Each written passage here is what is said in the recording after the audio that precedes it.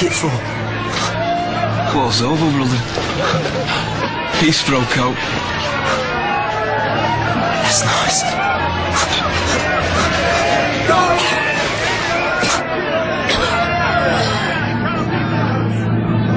We just won a war, Prime Minister. And now, it appears we've lost its greatest heroine. Lost track of her, Mom. For the time being. Well, where is she? I understand the Lord Mayor was arranging a parade. Royal Fusiliers. She was last seen entering a convent of nuns in Bermondsey. Nuns? Catholic nuns? Yes, Mom. Are we still in England? I thought you knew the family. I do. Highly respected people.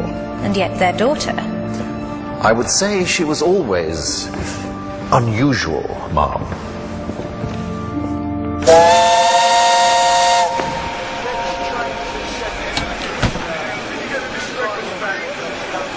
One bundle?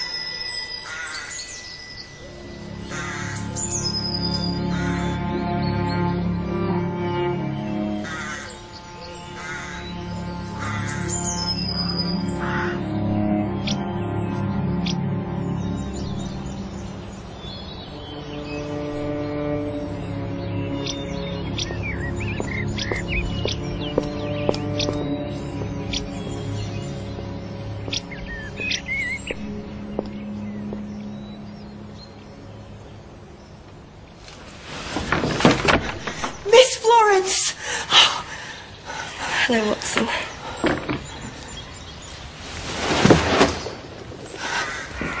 Help! Help! Help! One dark, lonely night on Crimea's dread shore, there was bloodshed and fighting the morning before. The dead and the dying lay bleeding around, some crying for help, but none could be found. What we need is a miracle, a human miracle. We need someone to help us where we lie, to make us well, as we don't want to die. So what we need is a miracle down here right now.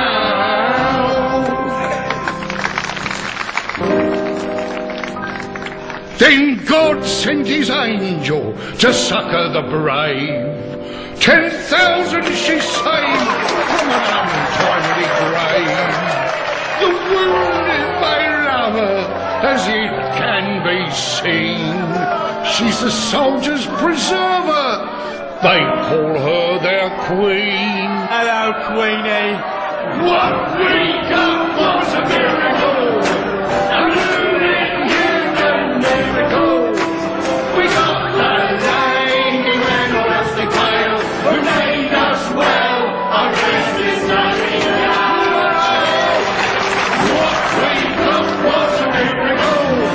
A miracle we're here right now.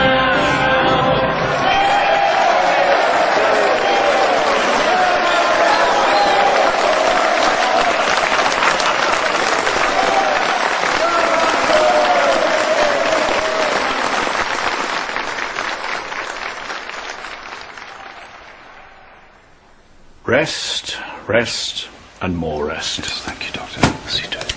You know what they're calling her? The soldier's preserver. Who calls her that? All sorts, Ma'am. It's from a song. Really? A song about Florence? Oh, my poor brave little girl. Come, my dear.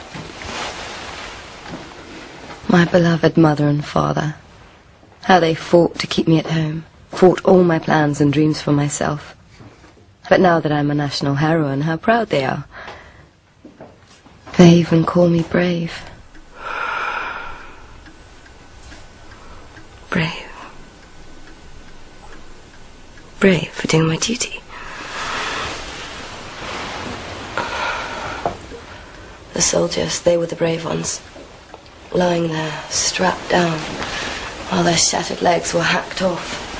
And no chloroform for the lower ranks. I'm still in a rage about it. Still there. The tree. The little bench. The garden where all my troubles first began. Then, if scripture is to be believed, isn't a garden where all our troubles first began?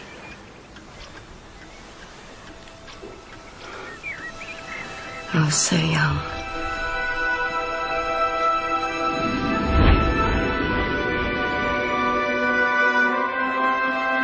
I was innocent. No thoughts of war or disease. My only struggle, how to escape from a life that was poisoning me with vanity and social expectations. But one day something happened that changed me forever. I remember the sunlight so bright, too bright. Then a voice.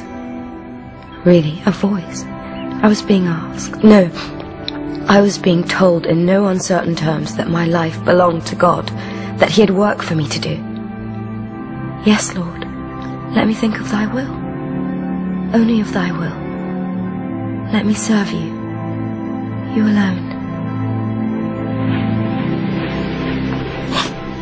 How could I? I had to admit God's message was sadly lacking in details. What exactly was I to do? All I knew was that I was being stifled. No food for my head, no food for my heart. Slowly dying in a diet of triviality. I prayed, God, show me a way out. Teach me, tell me. And yet, when He did at last and I answered the call, the things I saw.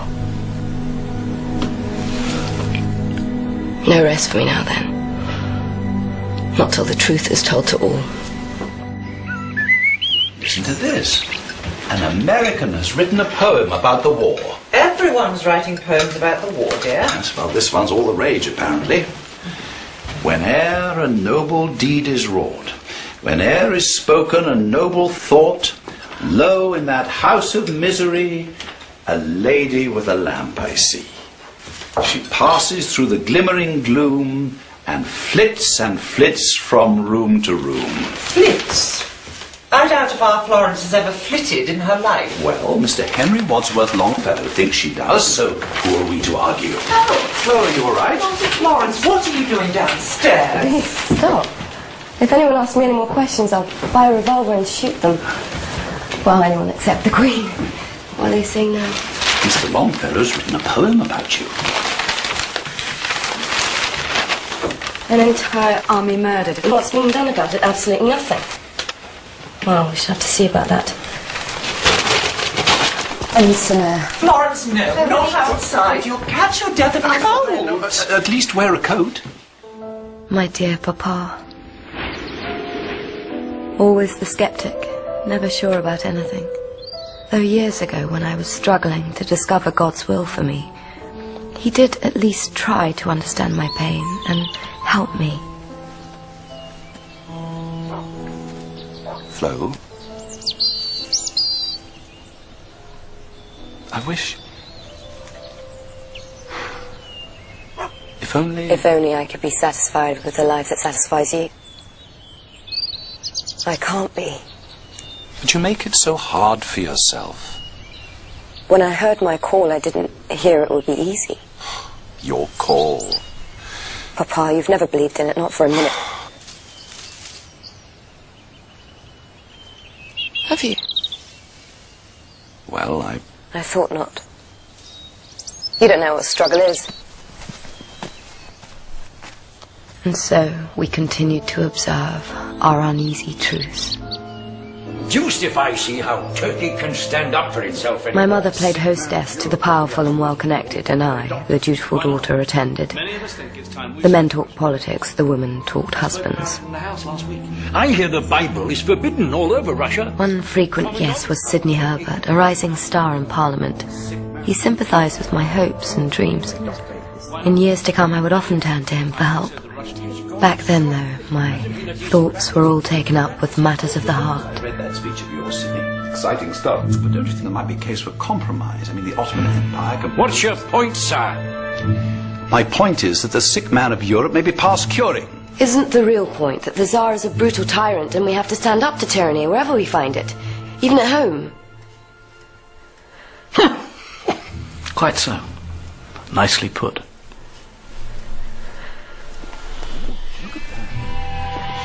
I do believe that we're on a drift to war. Well, I was talking to Palmerston the other day at our club about it. He's full board at facing down the Ruskies. A bit behind time. What's that? It's young Monckton Milnes. Become quite a regular visitor. It's useful, actually. You can set your watch by him. He's not that young. He's practically middle-aged. Do you know what happened on this day 5 years ago? No, should I? We'd all been invited to the Bonham Carters. Your sister recited a poem. You played the piano, something new by Mr. Chopin. Badly, I'm sure. Oh yes, rather badly, I'm afraid. And because of my poor performance, that day must go down in history. Oh dear. No. On that day, we talked for the first time. Really talked, I mean. And you said something I've never forgotten. That if only people knew what a young girl is thinking while she's playing the piano or busy embroidering. Do you remember? If only people knew she was actually imagining extraordinary adventures. With someone by her side whom she had chosen as a loving and loved companion in life. Yes, it's true. I did say that. Florence, you must know by now that everything you believe in, everything you hold dear, I do too.